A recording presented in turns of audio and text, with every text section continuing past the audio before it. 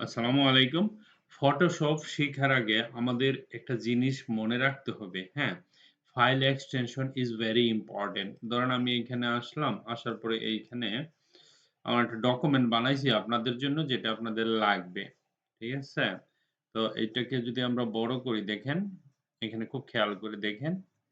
JPEG, JPEG এটার মানেটা কি? এটা হলো একটা এক্সটেনশন ইমেজের পরে থাকে যেই ইমেজগুলো ওয়েবসাইটে দেওয়া হয়।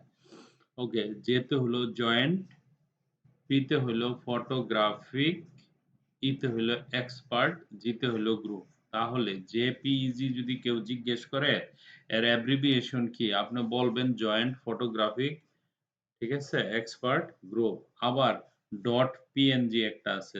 ডট পিএনজি কি? এটাও ডট জেপিজি। এই যে ডট জেপিজি, হুম? Joint photograph group. আবার পিএইচডি, পিএইচডি কি আছে? পিএইচডি হলো গিয়া ফটোশপ নেটিভ ফরম্যাট অর্থাৎ ফটোশপ ডকুমেন্ট। পিএইচডি মানে হচ্ছে Photoshop document. Okay. BMP bitmap, BMP bitmap, GIF graphic interchange format, GIF graphic interchange format and PNG photographic network. ঠিক আছে? তো এই জিনিসগুলি আপনাদের মনে রাখতে হবে ১ টা, ২ টা, ৩ টা, ৪ টা, ৫ টা, ৬ টা। ৬ টা জিনিস অবশ্য মাথায় রাখতে হবেই হবে। কারণ ফটোশপের যদি আপনি ফাইলের ঠিকমতো না দিতে পারেন তাহলে প্রবলেম হবে। ওকে? তো আপনাদের কাজ হচ্ছে এটি মুখস্থ করা।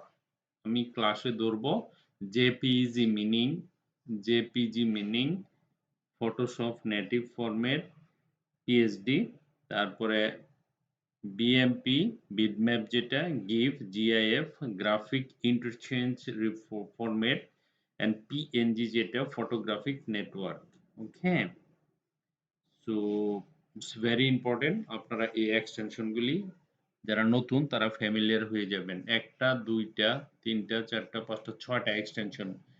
.jpg, .jpg, .psd, .bmp, .gif, .png ওকে? মূলত এরকম এটিই ছিল যে জাস্ট খালি আপনাদের একটা কাজ দেওয়া। Thank you very much for watching this video.